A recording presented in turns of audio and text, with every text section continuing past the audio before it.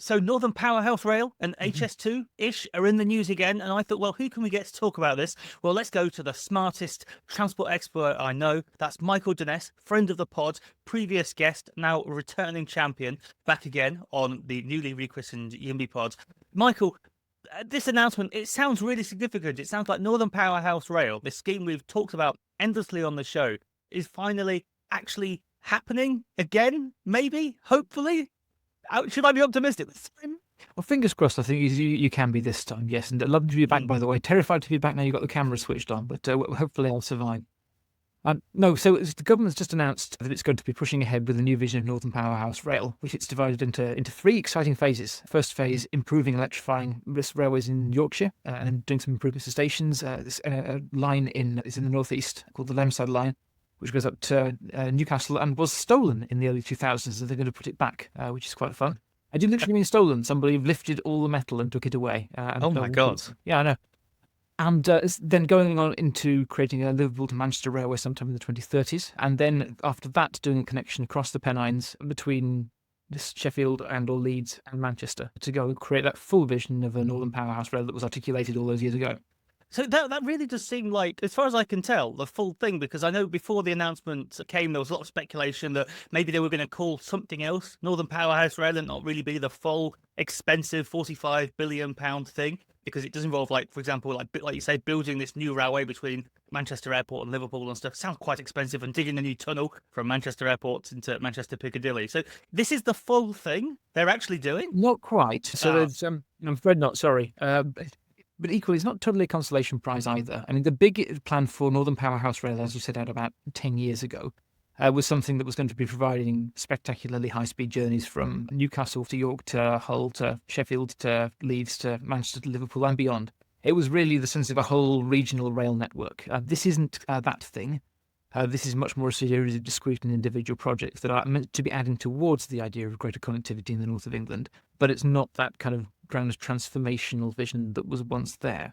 And the way it's sequenced as well means that you're seeing the smaller and more deliverable bits happening sooner and the more complex and, let's say, ambitious bits happening in the future. And with all of that, it's safe to say that that is all, how can I put this, still being designed. That you could point to where you're going to go on a map to find that connection across the Pennines, for example, or where you would find your train going into Liverpool. That's still to be done. And there are still many questions around things like how to rebuild Manchester Station, Piccadilly, in order to go and give the right kind of connection through, which are very much unsolved. And until they are solved, you can't start building anything. Surely there's enough train nerds on the internet who have spent years putting lines on maps who have figured out where it can go by this point. So do you get a sense of timelines on any of this? When will we be actually able to get one of these new trains and actually experience Northern Powerhouse Rail at full effect? So it is going to feel pretty incremental, the way it's working out right now. It's building on the Trans-Pennine route upgrade that's already underway, which you can go out and you can kit with a boot if you want to. You will see more things like electrification coming through, which are not going to feel like Northern Powerhouse Rail with big capital letters in front of it. I mean, Northern Powerhouse Rail was originally referred to by some people as HS2. And, you have that idea of a discrete service, which is going to be a fancy train turning up on a fancy track to a fancy station, giving you a fancy world-class train journey. That won't be what you're getting out of this. And indeed, at any stage in the process overall, I don't think you'll ever see a train marked NPR zooming up and down the railway unless someone really goes to an effort to go and make it happen. And what you will see if the plans come off is this Liverpool-Manchester high-speed link, which is basically a descendant of HS2's route alignment in the area, conceivably coming under construction in the 2030s, subject to a set of asterisks and caveats. And if that happens, that will start to feel more like that very different kind of a service. And it's something that might be potentially taking you across the hills at some of the higher speed at some point yet to be determined, but it's not this side of 2035 for sure. Maybe I'll plan it for my retirement holiday or something. I remember on my road program days, I had a stakeholder who changed his ambitions from wanting to drive on the road to having his hearse driven on the road to his funeral after when the upgrade came through. So you can put it in that category if you like. Oh, that's a slightly depressing, Michael. So let's try and stay positive. So the really interesting thing about this, apart from the fact that the North appears to be getting some railway investment, which is a sort of astonishing thing on its own, is this talk of, and this is fascinating, they called it a new Birmingham to Manchester railway in the press release, and they were very, very clear that this is not HS2. But it sounds a lot to my sort of layperson's ears, a bit like HS2. building a new railway from Birmingham to Manchester. So what is this? Yeah, it's been a very careful announcement. I mean, there's that French novel, isn't there, which was written without the use of the letter E. This kind of felt like it's a press release where it was written without the letters H or S or the number 2.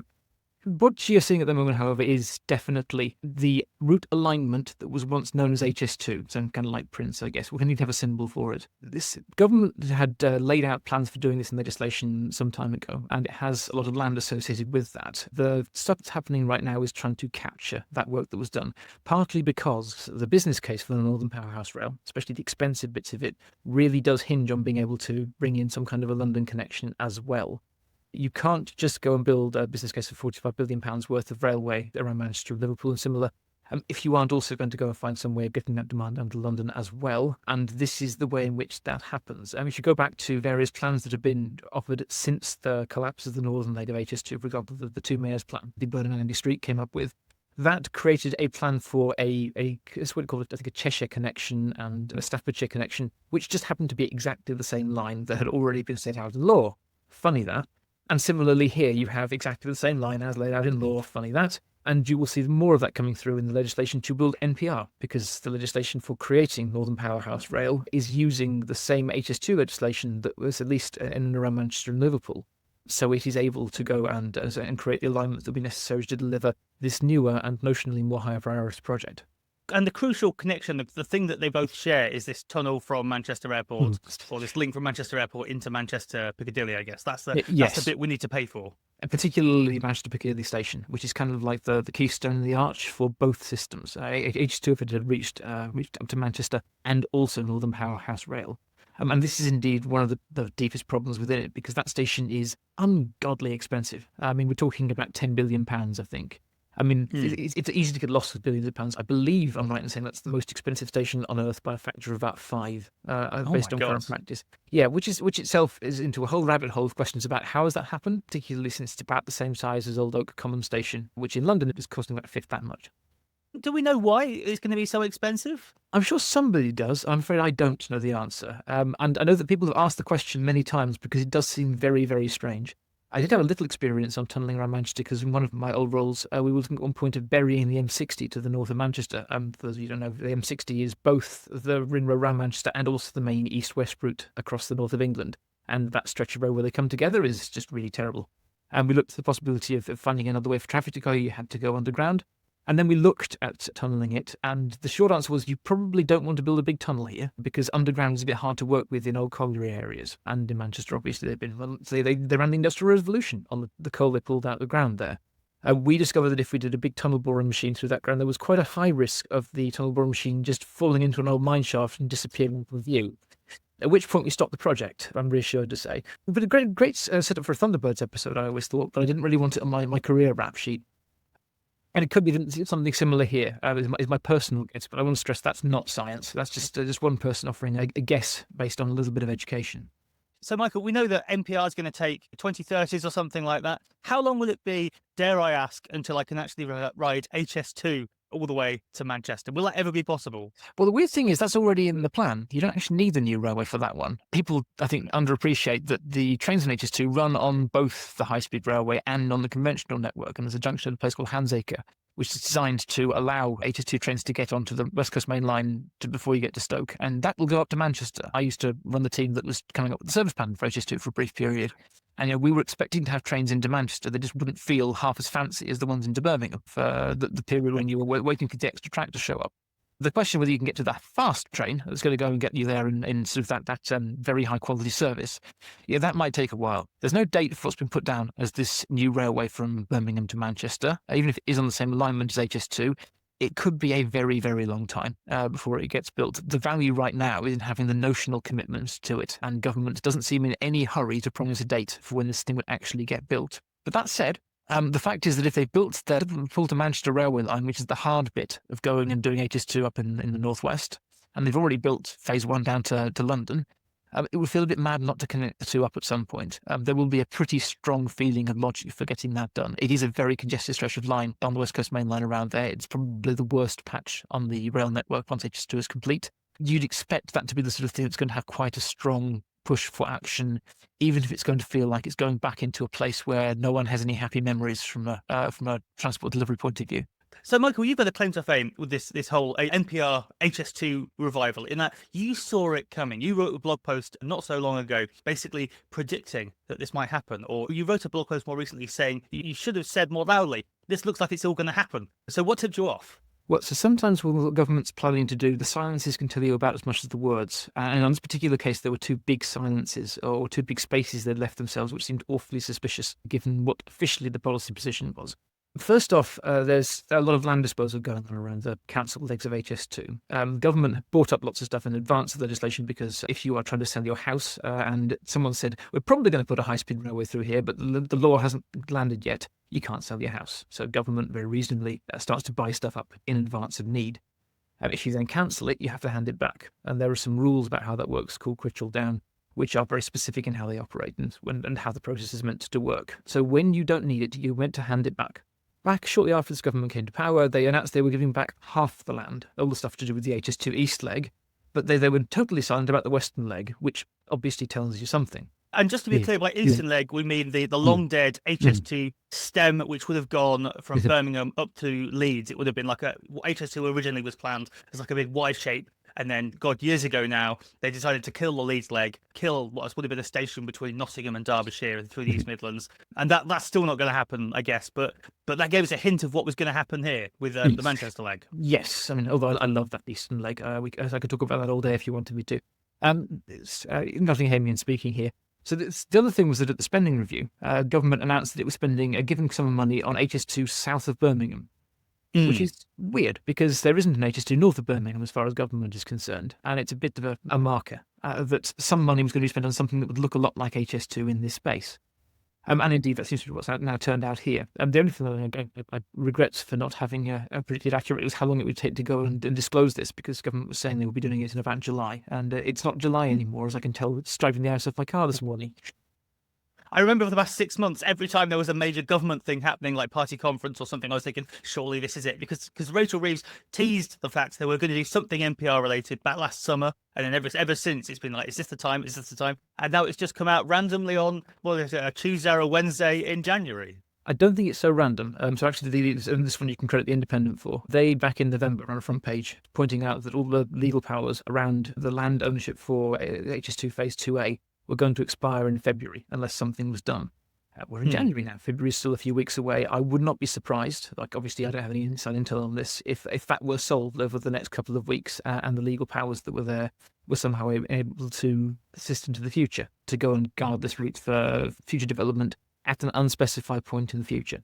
So this is just literally them needing a deadline to get the work done. It's like me when I'm writing something. A deadline really helps get something over the line, I guess. Government is much better at preventing a crisis from occurring than it is of actively going and planning ahead, even if the result is the same and would have been better 6 months earlier, yes. So it looks like then this could be eventually good news. I mean, God knows how old I'll be by the time HS2 does finally get me to Manchester or something. Not called HS2, gets me to Manchester on a high-speed railway line. So, but why do you think they're being so desperate to try and stay away from anything HS2 related? And given it's so similar, A, can we expect the line to be high speed? They're not just going to build like a normal speed railway, are they? Or something to do it on the cheap. And B, is it literally going to be the same? Rather, could it be the same as HS2, but just like not delivered by HS2 Limited, who have some, PR problems, I guess? Yeah, it's striking how careful government has been not to call this HS2. I mean, for people who are building a railway on the same alignment, which is going to be going to the same place and probably going to be going into the same station in London, you'd think they might naturally be inclined to go and say, look, we undid something. But no, they're really keen to keep away from calling this HS2. That partly goes to show how much the HS2 brand has been damaged by the continued revelations of the challenges they had in the previous stages of construction, which, for the benefit of my friends working in HS2, I should point out, they are working really hard to go and get on top of right now. But also, that's given themselves the flexibility on how to go and do this, when to go and do this. Will it be high speed? Well, probably not as high speed as the existing Phase 1 line, to be honest. One of the big challenges on the Phase 1 line was they promised a speed, and then they discovered the engineering for that was a lot harder than they thought it was going to be. I know one person who's involved in the process said they discovered basically that midway through the commissioning process, they were going to have to pour as much concrete as a skyscraper to go and stabilise the track bed in land where it wasn't meant to be going at that kind of speed. And that kind of thing could conceivably get revisited as part of this. It's quite easy to run a railway at 190 miles an hour, give or take, compared to 250 miles an hour. And that could lead to some savings and make it more achievable. They're not being clear about things like how wide the track's going to be, which may make quite a big difference to what sorts of trains can go in there. HS2 was meant to carry these big European-scale trains, which will feel bigger and more comfortable than British ones. Will that be possible? We don't know. But nevertheless, they have committed to a line through this approach, and that line is built with the geometry of a high-speed railway, which does naturally incline you towards thinking, well, if it's got the curves, if it's got the elevation and so on, you're probably not going to make it a stopping service in the way that you would if it were designed to be going around wiggly bits. So do you get a sense of how they're going to save money? Do you think whoever ends up actually building this northern leg will fundamentally work in a different way? There was an amazing quote, I think it was in the FT over the weekend, and I'm remembering this from memory, so this won't be exact, but it was something of the style of like someone was saying with HS2, one bridge won an architecture award, but the problem was there was still another 500 bridges to build, or something like that. So do you think they're going to do this just fundamentally differently to try and stop it getting out of control like at the Birmingham leg? I think it would be absolutely astonishing if they copy and pasted the approach from phase one, given all of the fun we've been having dissecting their performance on it ever since. I think in practice, I would expect, first of all, this is going to be much more locally led as a process. As I said earlier, the two mayors have tended to go and have a strong wish to go and make this happen, because from a Birmingham point of view and from a Manchester point of view, this is a very valuable transport improvement. It's something which makes more sense regionally than it does nationally, you might argue. And for people in that position to go and do it, they need to go and show it's viable, which means they start to cut costs and they start to think carefully about what trade-offs you're really going to make within all of this. HS2, when it was designed, was done as kind of like this grand plan for making a brilliant railway for us that was worthy of our country's future. All that's very stirring stuff that doesn't really work when you then have to go and pay the bill at the end of the process. Here it's going to be a bit more bottom-up. And that could be a risk as well as a benefit. I'm certainly, as I say, very conscious that the size of the trains actually makes a very big difference to how this operates in general railway terms. And one of the things in the last mayoral plan that was put forward was, let's have smaller tunnels, which actually could turn out to be one of those things you really come to regret 50 years in the future. But nevertheless, I think you would still expect to see this being something which is going to be cheaper, leaner, but still getting there, because that's where the real prize is for everybody concerned. And very finally, so obviously this seems like good news in that there wasn't a railway before and now they're going to build one again, and also NPR is going to happen, which is great. And I don't want to undersell that. I realise this is classic Southerner here. NPR is the big story, and I spent most of the time asking you about HS2 because that's the train that affects me. But very finally, what are the big outstanding questions? What do you want to know now about how this is going forward? I guess Euston is a big one, because there was a big debate there about like how many platforms to build. Like it was going to be 11, or I think was it 13 or something. And they cut it back to 6, and now they want to build some houses around there, which seems like a bad idea if you want to put a railway in as well. But that's just me speculating wildly. So, what questions do you have? That's more important. So Euston definitely is a big question here. Euston isn't solved by any means. It's still a live debate that's going on. And yes, the question is, do you have the minimum number of platforms, which is 6, or do you have a larger number, which gives the system resilience for the future? I think it's probably true that this has pushed the dial more towards more platforms, simply because you need to have somewhere to go and turn the trains around when it's all said and done. And that is probably causing some headaches for whoever was doing the work over on Euston now.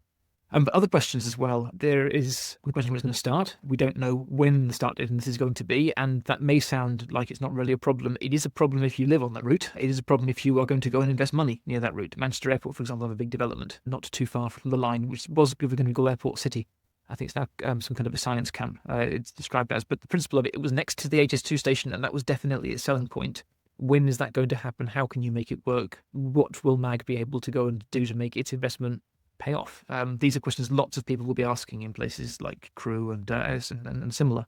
On top of that, you've also got some questions about the wider future of rail policy in the area. I mean, HS2 is probably safe to say, HS2, you've either got to kill it completely, or you've got to go and find some way of delivering it. And hovering in between isn't a very comfortable plan. There are places like in the East Midlands, where there's junctions pointing out to space, which heads roughly towards where I grew up. And it's sort of a dotted line that was going to go across from there to the Midland Main Line. And stuff like that's going to come up again and again in questions. And someone either needs to be helping it happen or being stern that it's never going to happen, and then not leave it in this kind of a limbo, which is actually quite unproductive. I mean, one thing that's startling about the Northern Powerhouse announcements here is, to a certain extent, how much is happening in the shadow of HS2 and its efforts. In Yorkshire, they're going off and talking about how to go and electrify these bits of track, improve these stations and so on. Manchester and Liverpool, it's still, how do we get as much HS2 onto the ground as we can do? And that shadow is not very helpful to going and doing anything that isn't to do with delivering a big infrastructure project. So restarting some of that wider sense of original development and thinking about the next generation of projects is something that I think is going to be important to whoever is doing it. Fantastic. So, Michael, I'm going to let you get back to your day. Is there anything you'd like to plug? I recommend strongly your social media and your Substack. You're constantly posting fascinating things. You do these amazing Twitter threads and Blue Sky threads, digging into stuff. You put them on your Substack now. You are an essential read as far as I'm concerned. We'll put links to all of that on yimbipod.com. But is there anything else you would like to plug? I think at the moment, I want to apologise for the lack of social media content, which is why I definitely do subscribe to the Substack, because when it comes, that gets it straight to your inbox. No, there'll be, I think, a reason for this, why I've been quite so quiet on some of the stuff in due course, and then I'll be appreciating all the plugs you can give me. Fantastic, Michael. I'm sure we'll have you on the show again. But for now, Michael Dnes, thank you very much.